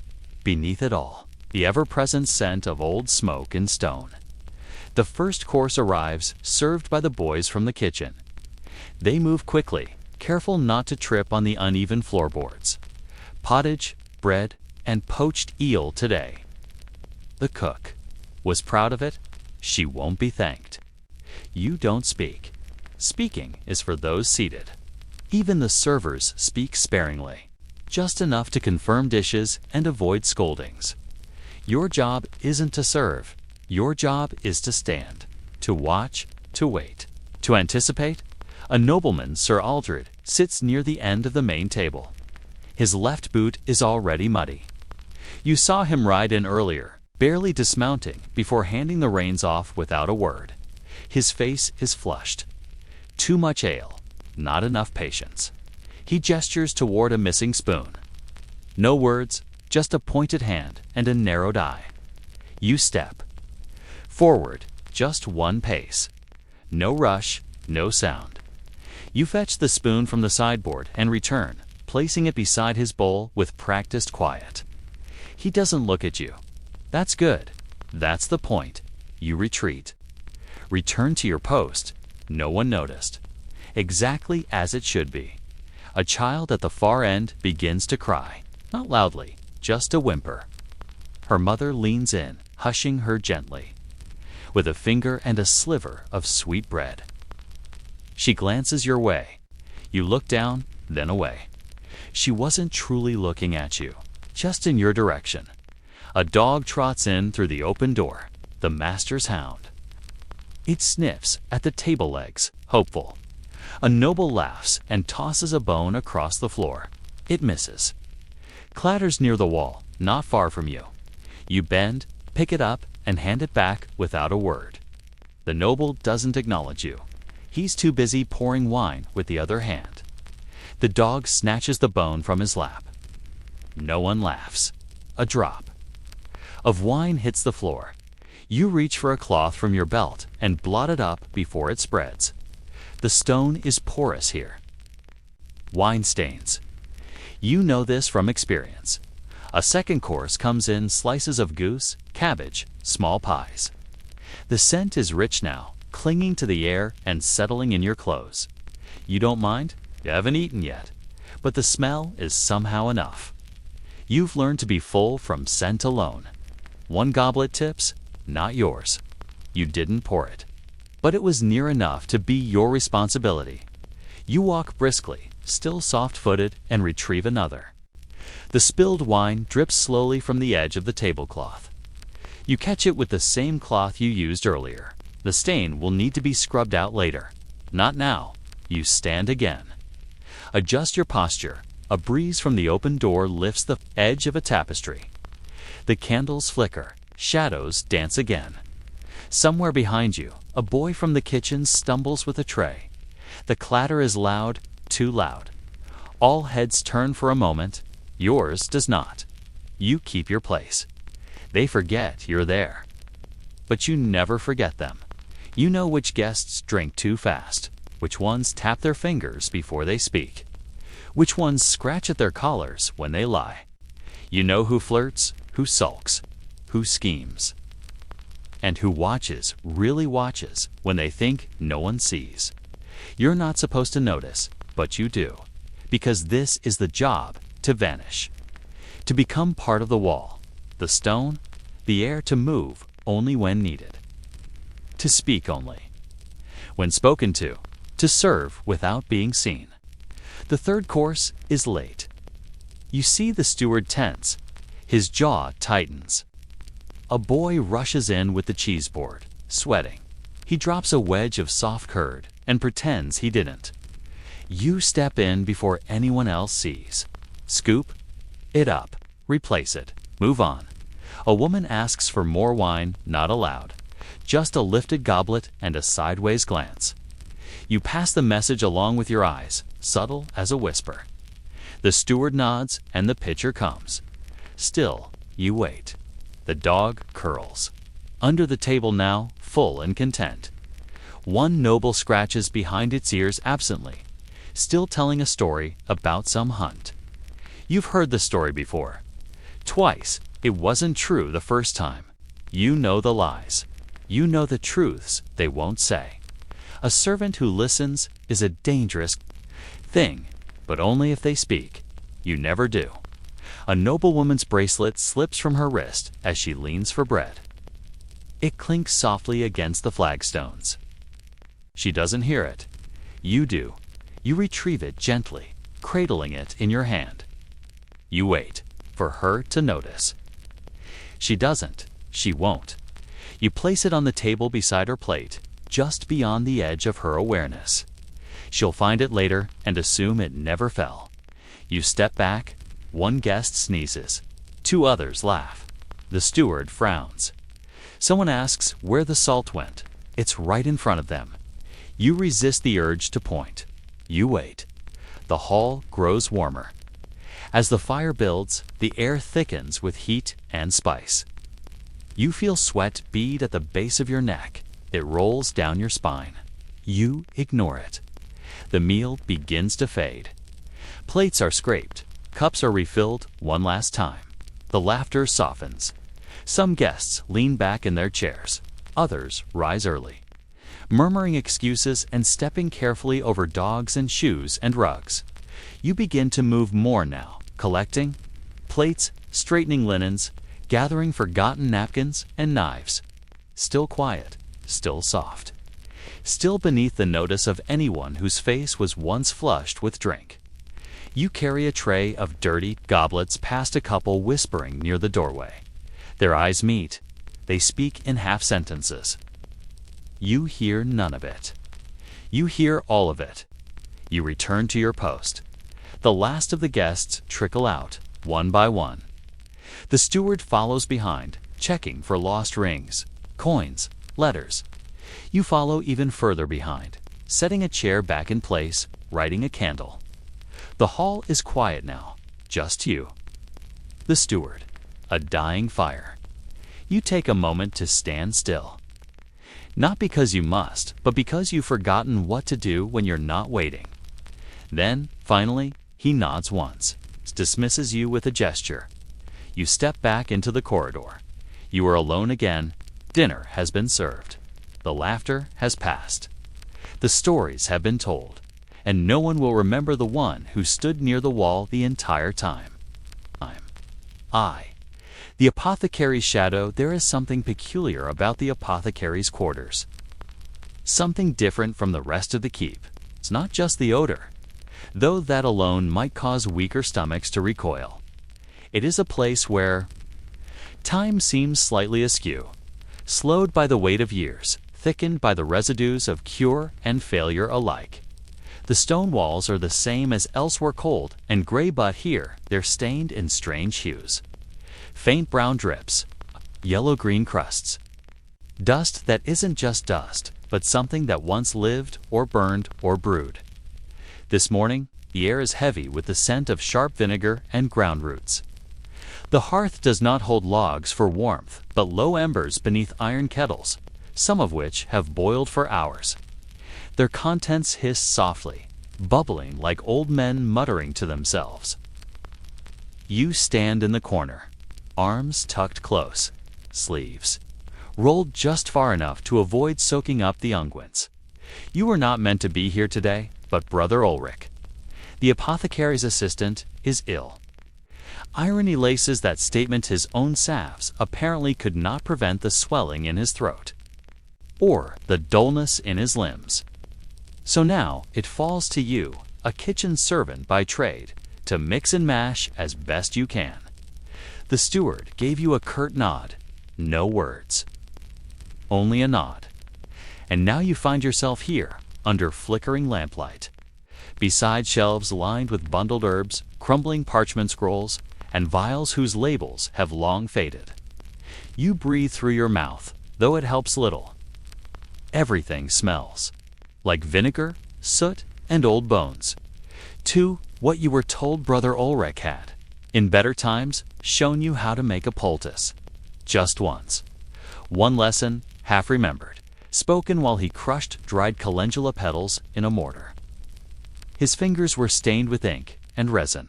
His voice was slow, even, careful. He said you must always begin by softening the garlic. Garlic keeps. Rot away, he said. You crush the bulbs now under the flat of a dull blade. They splinter and yield with a sharp, pungent burst. You scrape them into a shallow clay bowl. The bowl is old. A line cracks through its base, but doesn't leak dash yet. Honey comes next. A jar of it waits near the back, its surface crystallized, amber turning pale at the edges. You dig with a wooden spoon, trying not to disturb the ants that sleep in the crevices of the shelf. The honey smells faintly fermented, like apples forgotten in a cellar. You let it fall into the garlic, sticky and reluctant, stringing itself between bowl and spoon like drawn-out thoughts. Then come the spiderwebs. These are less clear. No jar is labeled. You find them in a walnut box between layers of dry cloth, fine as breath, tangled and gray. You pinch off a clump, careful not to inhale their delicate dust. They feel like old lace light, but not insubstantial. You do not know if this will work. You do not ask. You mash it all together with the rounded end of a pestle. It squishes and resists. A cold paste forms gold and gray and white, glistening like something pulled from a tree hollow. 3. The room you work in, the apothecary's chamber, is never warm. The hearth here is for boiling, not heat. So you shiver slightly as you work, the chill settling into your hands, your shoulders, the tips of your ears. The room is cluttered, not chaotic. Everything has its place, though you might not know it. A narrow window lets in some gray light, diffused through stained horn panes. Dust floats through it lazily, disturbed only when you shift, or when the steward enters without warning, letting in a draft that makes the flame flicker. Shelves bow beneath the weight of ceramic jars, each one wrapped in cloth to protect it. From moisture, some hold dried leaves nettle, comfrey, yarrow. Others carry powders that look deceptively like flour or ash. You know better than to sniff them. One touch to the lips could make your tongue swell or your heart slow to a crawl. A dead crow lies on a cloth-covered tray, its wings splayed awkwardly. You do not know why it is there. You do not ask. There are books, too, but not the kind you read for leisure. Not that you would. They are thick, bound in leather or scraps of parchment, and written in hands more scribble than script. Some are in Latin, others in something even less familiar, old tongues, perhaps, or codes. You stir your mixture again, trying not to look at the crow. For why you are called, they don't trust you. Not really. But they trust failure even less. The steward has been coughing. Not in the soft way that passes with sleep, but in the sharp, chest-traddling way that leaves blood on a cloth. He will not be sent to a physician. That would be expensive. So he turns instead to old cures, to hope wrapped in honey and garlic. He didn't speak to you, just pointed to the bench and stepped back. You saw him do it once. Another servant said, meaning Brother Ulrich, "That'll be enough." That, it seems, is the bar for medicine here. So you obey. You stir. You scrape. You prepare. And though your hands are uncertain, your movements are not. There's something meditative in the repetition, in the quiet mash of pestle against bowl, in the drag of linen cut from old shirts, in the slow twist as you tie the poultice. Together, like binding a letter for a friend you'll never see again, you wrap it carefully. Not too tight, not too loose. The honey should seep just enough. The steward arrives. He enters like a storm that forgot how to thunder. Cloak damp, boots scuffed, lips drawn tight. His face is the shade of damp, parchment, too pale, too dry. His eyes are sunk deep, like coins in wet soil. He doesn't look at you. You hold the cloth bundle out, the way you might present an offering. He takes it with a grunt. No word, no nod. Just the faintest wince as the scent hits his nose, a mixture of raw garlic and something older, darker, something fungal. something buried. He tucks it into his sleeve like a thief pocketing bread. Then he turns, coughing one sweat, rattling, and leaves. You do not know if he'll get better. That's not for you to know. All you can do is return. To the bowl, scrape what's left into the waste, and wash your hands in a basin that smells faintly of crushed thyme and lye. Soap.fi. Quiet moments of reflection. You sit on a stool beside the fireless hearth and let your shoulders drop. The smell of garlic clings to your fingers, no matter how much you scrub. The chill creeps in again, now that you're still. You wonder how many times Brother Ulrich did this, how many bowls he scraped clean, how many mixtures he stirred without. Certainty. You realize he probably never knew if they worked either. There's a comfort in that. Not everything must be understood to be done. Outside, someone sweeps the corridor. Soft bristles on stone. The rhythm is soothing. A lullaby of labor, you close your eyes. Only for a moment, VII. Tomorrow's work, they will not praise you. If the steward breathes easier, they'll say the illness passed. If he worsens, they'll blame the servant boy who thought he could play at medicine, but you'll still wake. You'll still dress by feel in the cold dark.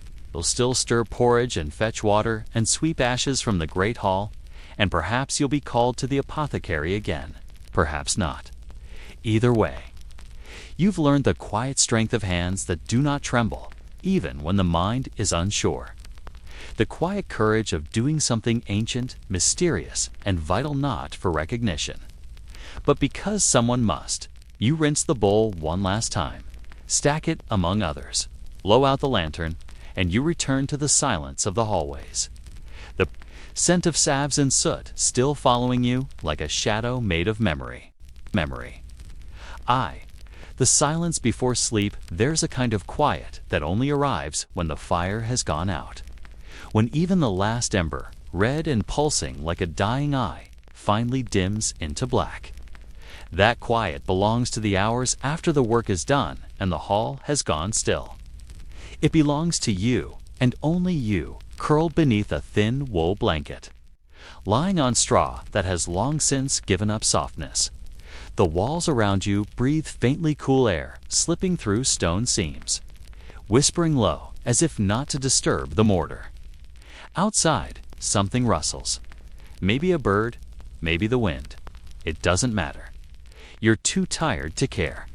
The aches in your shoulders and knees have dulled into a kind of warm numbness. You're not comfortable, not exactly, but you are at rest. Your eyes don't close yet, not just yet. Instead, you lie there, gazing at nothing, and let your mind drift to a place it visits often, but never stays. A place beyond the gate. Beyond. The hedge. Beyond the duty, a road, stretching out like a ribbon pressed into the earth. The road in your mind, you don't know where the road leads. No one's ever told you. No map hangs on the stone walls of the servants' quarters. No one sits beside the fire and speaks of towns over the hills or cities whose names rise like prayers. Those who leave don't write back. Those who dream too loudly are reminded sometimes gently, sometimes not to focus on their tasks. And yet, the road lingers. You first saw it as a child when you were brought to the manor. It curved gently down past the chapel and the outer fields bordered by a low wall that gave way to scrub and wildflowers. Beyond it, trees thinned and wind-shaped, topened into an expanse you couldn't name. A suggestion of openness, possibility, change. You weren't supposed to look long. Your head was turned back toward the kitchens, where the warmth of the ovens promised bread and the sharp bark of the steward reminded you where you belonged. But the road had already taken root in your thoughts. You've returned to it ever since. 3. Dreaming small and soft, you don't dream of castles, or gold, or kings. Your road dreams are smaller, gentler. You dream of walking without hurry, of feeling dirt underfoot that hasn't been trod by others all day. You dream of carrying nothing, no water pail, no tray, no guilt for resting sometimes in your dream. There's a bird overhead, a hawk, perhaps, or a kite, its wings stretched wide against a pale sky. Sometimes you pause beneath a tree, its leaves flickering in the breeze like prayer flags. You never speak in these dreams. There's no one to speak to, and you never arrive anywhere. There's no end. Just the going, just the walking, just the piece of forward movement with no one calling your name. For the sea you've never seen once. The priest mentioned the sea during a sermon. His voice echoed through the chapel, dry and formal, quoting scripture. But it was the word sea that caught you. He said it as if it were common, familiar, something all men knew. A blue vastness, a place where boats floated and salt clung to the air. You've never seen it, but at night, you sometimes wonder if you followed the road far enough, would it bring you there? Would the sea be gray, or blue, or green? Would it smell like fish, or rain, or nothing at all?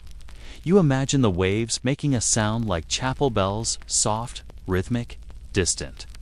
A sound that calls, not commands. A sound you could fall asleep to if sleep ever came easy. You try to picture its edge, the moment where land ends and water begins. You cannot, but still you imagine. What holds you here, you could leave. In theory, in silence. One morning before the bell, you could walk quietly to the gate, unbolt it, and step into the dew-soaked road. But you don't. Not because you are forbidden, though you are. Not because the steward would beat you, though he might. Not because your absence would ruin the day's labor, though it could. You don't leave because leaving is a kind of death. This life, for all its weariness, is yours. You know the smell of the kitchen hearth, the feel of worn wood under your fingers, the quiet nods exchanged with other servants. The way morning mist curls through the garden walls. You know where the cracks in the stairs are, where to press your weight to avoid the creak that would wake the steward. You are known here, not praised, not celebrated, but seen, and in a world this cold. To be seen at all is no small thing, so you stay, and the road remains where it always is, waiting by. Night thoughts fade, the straw beneath you shifts. A chill creeps into your knees, then your shoulders. You pull the blanket tighter. It's rough, barely enough. But you do not complain, not out loud, not even to yourself. The road dims in your thoughts. The sea falls quiet. Your eyelids grow heavier, drawn downward not by exhaustion alone, but by the weight of routine, the gravity of a life shaped by repetition. Sleep does not come quickly. It arrives like everything else in your world, slow, uncertain, wordless, before it takes you. You whisper something, not a prayer, not quite. A promise, maybe, that you'll walk that road in your mind again, tomorrow night. And the night after. That, until maybe, one day, it's not only in your dreams. Morning will come even now. You know how the morning will unfold. It is always the same. The cold air will pull you from sleep before the bell sounds. The stones will sting your bare feet. The bread will be coarse, the water colder. You will sweep the great hall, fetch wood, mend a torn hem. Listen for instructions, but rarely hear your name. You will speak little, smile less, work always, and yet, even in the rhythm of duty, something will carry forward from the dream, a sliver of it, a memory like the curl of smoke after a candle is snuffed. You'll remember the road, you'll remember the sea. You'll remember that for a few precious moments, you were walking freely. No load, no orders, just movement, just breath, just you, VIII. The road is always there, others pass it daily and never look. The stable hands, the guards, the washerwomen who drag laundry down to the stream. It's just a road to them, a line of dirt and gravel. A way to market or pasture, but not to you. To you, it's an idea, a space between things. A boundary, yes, but also a beginning. Sometimes when no one is watching, you step near it. Just to see. Just to remind yourself that it's real. You. Never cross it. Not truly. Just let your foot rest at its edge. Feel the difference in the dirt. Imagine what the trees look like past that bend you cannot see around. The road doesn't speak. It doesn't beckon. Doesn't need to. It simply waits. That is its quiet power. It is never closed. Never gone, just. WAITINGIX. You are not alone, you suspect, in the quiet parts of your heart. That others dream as you do. Maybe the girl who chops onions beside you. Maybe the boy who carries water from the well. Maybe even the steward himself, once before his face grew hard and his voice sharp. You see it sometimes in the way they stare toward the gate when they think no one notices. In the long blinks, the distant looks. We all have our roads, and we all find our own reasons not to walk them. But the dreaming that's something shared, something sacred, a kind of resistance. Even to dream in silence is to keep something of yourself unclaimed, unbroken necks. A sleep deeper than rest tonight. The quiet is especially thick. The coals are dark. No one stirs. The bell won't ring for another few hours. You shift once more beneath your blanket, nestling into the straw. And this time, as your thoughts return to that familiar road, something is different. You can almost hear it, leaves brushing in the breeze, your footsteps soft against packed earth. You don't imagine the sea tonight. You don't need to. The road is enough. You walk it slowly, steadily, as sleep finally takes you. And for a little while, the world is gentle and entirely your own.